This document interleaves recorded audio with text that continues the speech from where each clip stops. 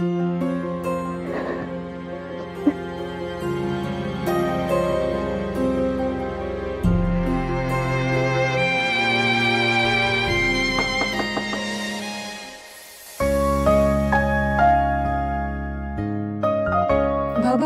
येऊ का आत? या ना.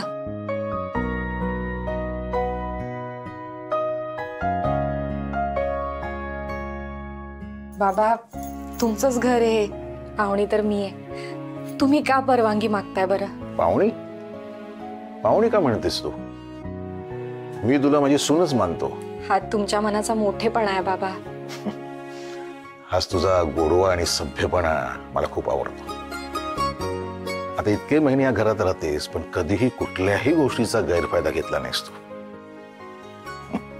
बरं, या पेपरवर आराध्याच्या सह्या हव्या आहेत. काहीतरी का प्लॉटचं काम रखडलंय. आराध्याच्या सह्या झाल्या ना तर हे काम मार्गी लागेल. बाबा मी घाबरू नकोस.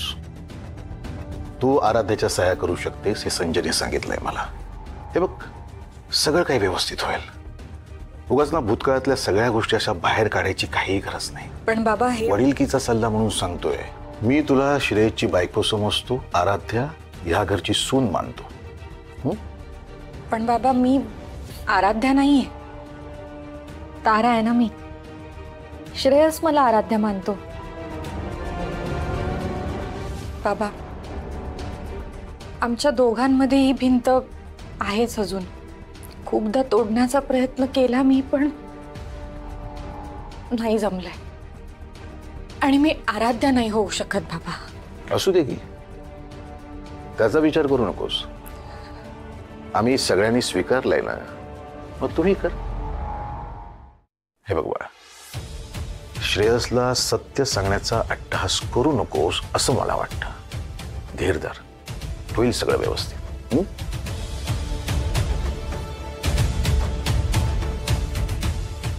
आराध्या आराध्या यावर सह्या कर. आराध्या आणि तारा एक होण्याची मी ही वाट पाहतोय.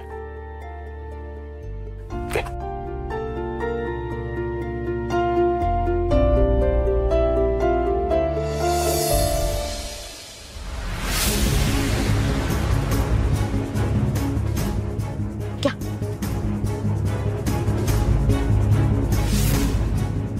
क्या पुसा डोळे? नाही आता काय आहे, डोळे पुसायची सवय लावून घ्यावी लागेल ना. रडवलं की नाही श्रेयस भाऊजींनी तुम्हाला? आता तुम्ही किती मागे मागे करत होता त्यांच्या, पण आत्या त्यांनी तर साधं विचारलंही नाही तुम्हाला.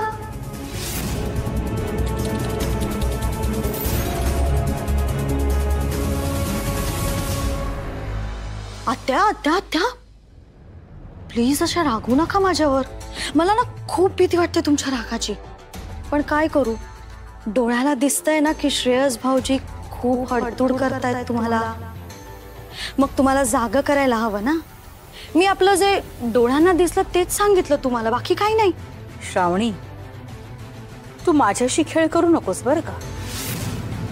तुला जखमेवर मीठ चोळता येत असेल तर मी ही जखमा करून त्यावर तिखट शिंपडू शकते हे लक्षात ठेव. म्हणजे श्रेयस भाऊजींच्या वागण्याने जखम झालीये हे नक्की ना? श्रावणी, तोडावर बरं का. ठीक आहे ठीक आहे, मी काही बोलत नाही. पण मग या डोळ्यांचं काय करू? या डोळ्यांना तर दिसतंय ना सगळं. तुम्ही बघा आता, ज्याची तुम्हाला एवढी काळजी वाटतेय, ज्याच्यासाठी तुम्ही मला एवढा दम भरताय, त्याच्या नजरेत थोडी तरी जागा मिळतेय का? आत्या एक गोष्ट विसरू नका हा. श्रेयस भाऊजींनी नाईलाजाने तुम्हाला घरात शिरू दिलंय, मनात शिरू दिलेलं नाहीये. त्यांना जेव्हा संधी मिळेल ना तेव्हा तुम्हाला ते बाहेरचा रस्ता दाखवतील. हवं तर लिहून घ्या.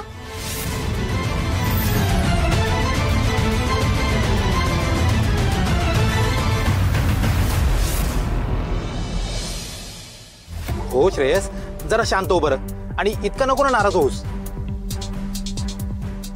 कसा नको हो नाराज? का होऊ नको नाराज?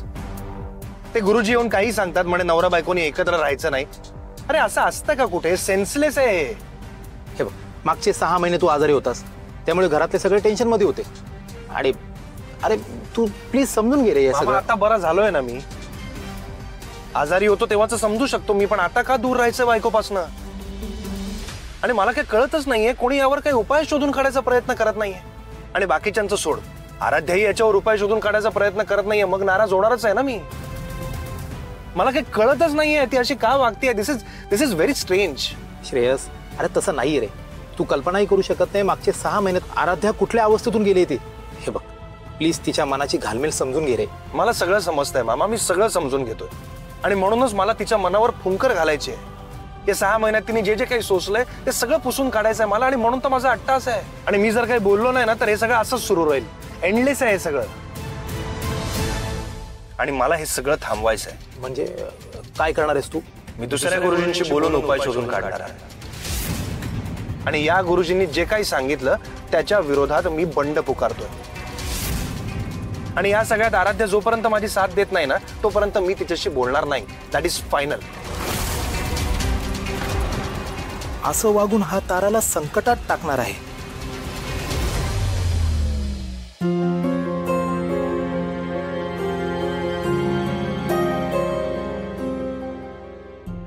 देवा, श्रेयसला सत्य सांगण्याचं धैर्य दे मला. आणि तो मला तारा म्हणून आपलंसं करेल असा आशीर्वाद दे.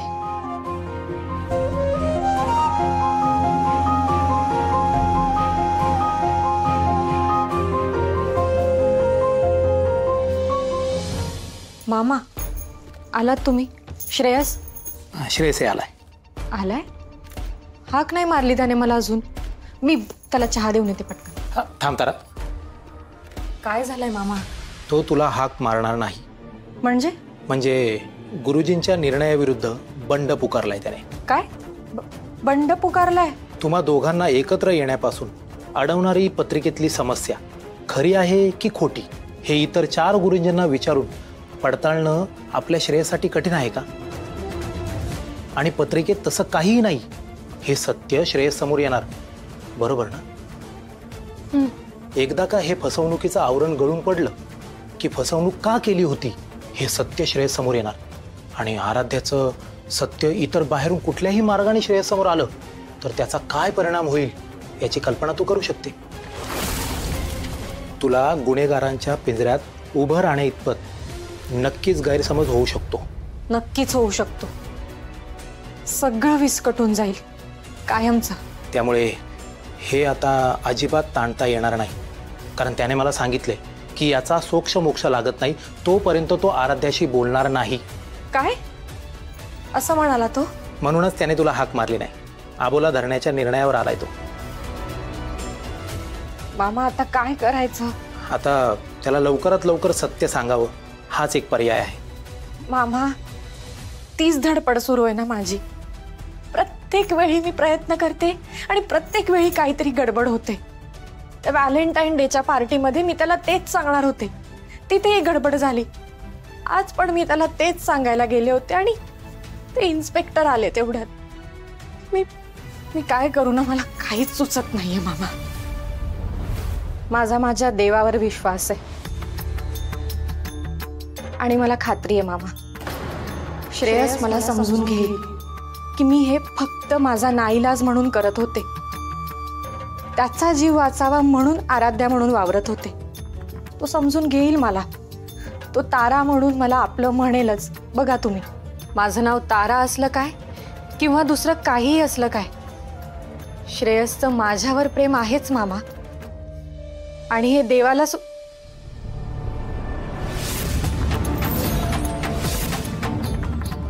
देवा, हे काय झालं? हा कसला अशुभ संकेत आहे? काय समजायचं मी यातून? हे बघ तारा, घाबरू नकोस. दिवा विझणं हा निव्वळ योगायोगही असू शकेल. तू एक काम कर, याचा विचार करत बसू नको. श्रेयसला चहा घेऊन जा आणि त्याची समजूत काढता येते का बघ. निदान त्याने तुझ्याशी आबोला धरू नये एवढं तरी बघ.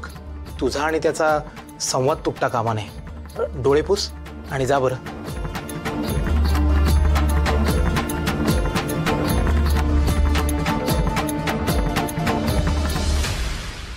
देवा, आता आणखी परीक्षा बघू नको रे या प्रामाणिक मुलीची. तिला तिचं प्रेम मिळू दे.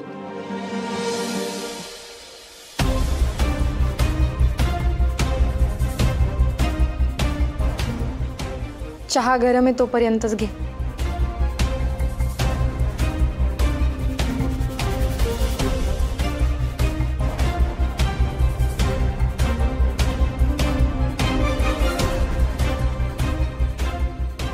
कसा होता आजचा दिवस?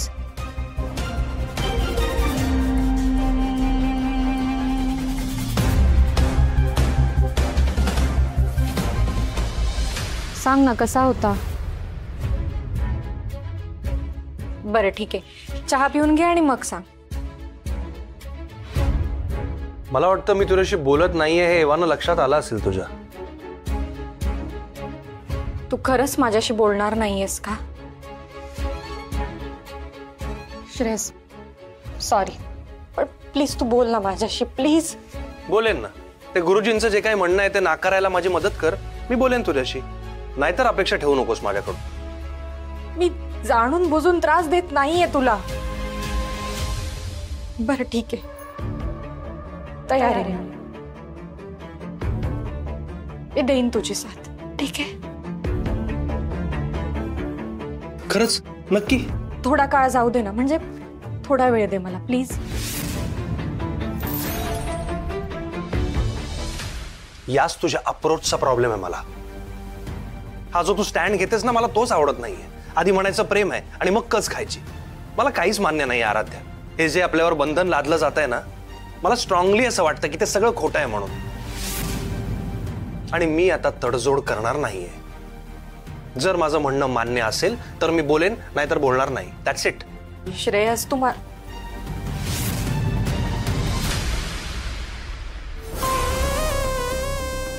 आराध्याला झालेला त्रास चालणार आहे का तुला? तू माझ्याशी बोलत नाहीयेस, असा अबोला धरलायस. त्यामुळे माझं मन किती तळमळत आहे, कळतंय का तुला? मला त्रास होत नाही असं वाटतंय तुला? मग आता तू पण ठरव, तुझ्या श्रेयसला त्रास झालेला तुला चालणार आहे का नाही ते. मला तर काय, तू सोक्ष मोक्ष लावायचंच आहे. तू प्लीज एकदा विचार कर श्रेयस, प्लीज. तू नको छळूस ना माझ्या श्रेयसला, प्लीज. परीक्षा तुझ्या प्रेमाची आराध्या. हा बोला असाच ठेवायचा आहे का संपवायचा आहे? ही परीक्षा तुझी आहे. श्रेयस, श्रेयस ऐक ना प्लीज. श्रेयस, तू असा अबोला धरलास तर मी कशी जगू श्रेयस?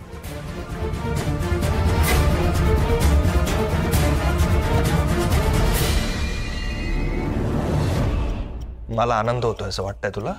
आता या सिच्युएशन मध्ये मी काय करू जेणेकरून तुझी समजूत निघेल? तू सांग. मी करते. नाही, मला ही सिच्युएशनच बदलून टाकायची आहे. ते गुरुजींनी जे काही सांगितलं ना, ते मला मान्य करायचं नाहीये आणि आपल्या नात्याची नवरा बायको म्हणून नव्याने सुरुवात करायची आहे. मला बास झाला आता. अरे पण आला ना हा पण. हा तुझा सतत येणारा पण पण पण मला आता खटकायला लागलाय आराध्या. मी सगळं सांगते तुला, तू शांतपणे ऐक. मी सगळं ऐकलंय मी. आणि मला त्या शब्दांचे खेळ नको आहेत. प्लीज मला सरळ सोप्या हो किंवा नाही यात उत्तर हवंय. बस. एवढं सोपं नाहीये. हो किंवा नाही माझ्यासाठी सोपं आहे. उगाचच कॉम्प्लिकेट केलेल्या आहेत गोष्टी आराध्या. आहे बघ, आपण नवरा बायको आहोत. नवरा बायको सारखं एकत्र जगायचं. That's it. हो किंवा नाही.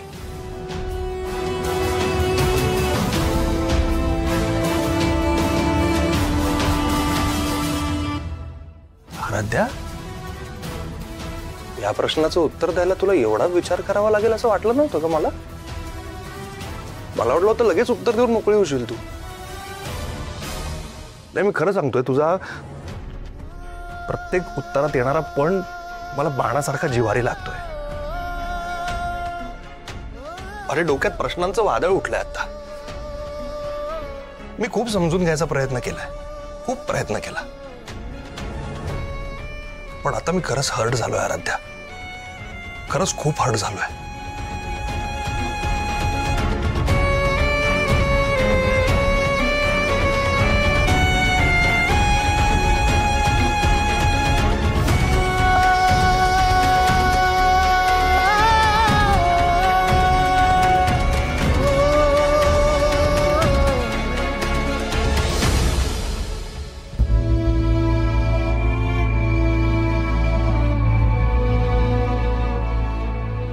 एवढं सोपं नाहीये. मला तुला जे सत्य सांगायचंय ते असं 4 शब्दात सांगून मोकळं व्हावं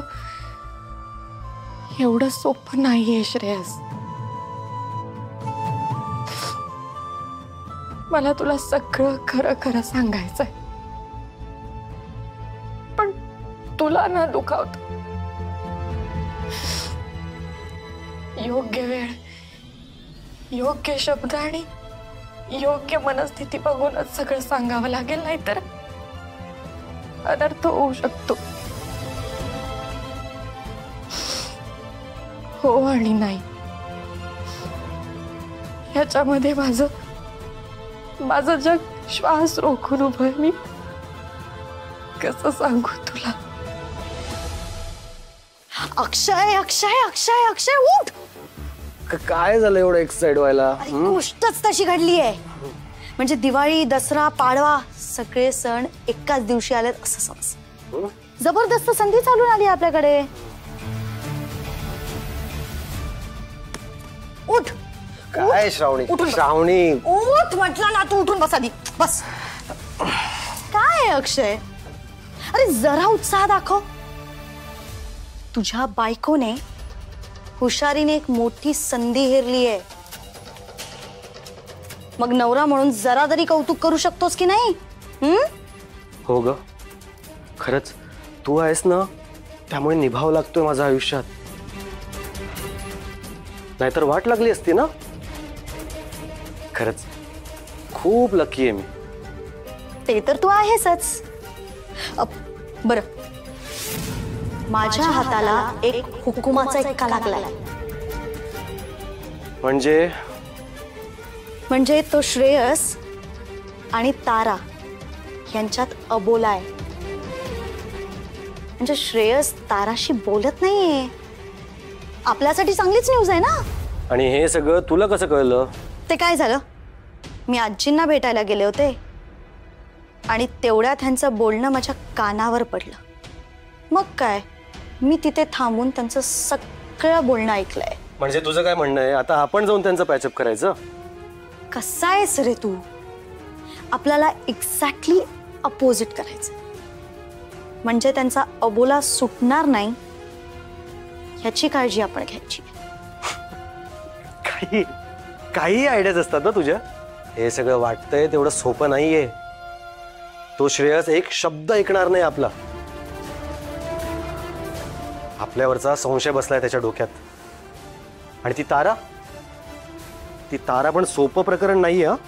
काल रात्री बघितलंस ना, एक संधी सोडत नाही ती. त्यामुळे या प्रकरणात आपण पडायला नको.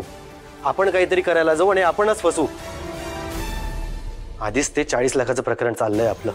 तेच त्यासाठीच बोलतेय मी. काहीही करून श्रेयसला जर आपण अबोला प्रकरणात बिझी ठेवलं ना, तर 40 लाखावरचा आहे ना त्याचा लक्ष उडेल. म्हणजे जितका जास्तीत जास्त तो या गोष्टींपासून डिस्टर्ब होईल, तितकाच आपल्या प्रकरणापासून दूर जाईल. आणि तेवढ्या वेळातच त्या काटकरला हाताशी धरून असा काहीतरी बंदोबस्त करूया की श्रेयस आपल्यापर्यंत पोहोचणारच नाही.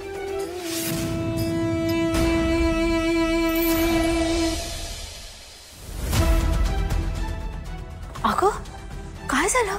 का रडतेस? उठ उठ उठ उठ. काय झालं? काय एवढं काय झालंय? श्रेयसने हबोला धरलाय माझ्याशी. त्याला आमच्यातला हा दुरावा, हा अडथळा नकोय आता. मी काय करू आता? काय करू सांगा ना.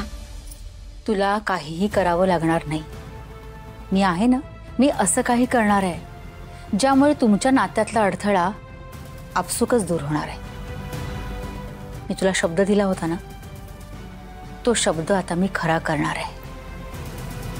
तुम्हा दोघांना मी आता एकत्र आणणार.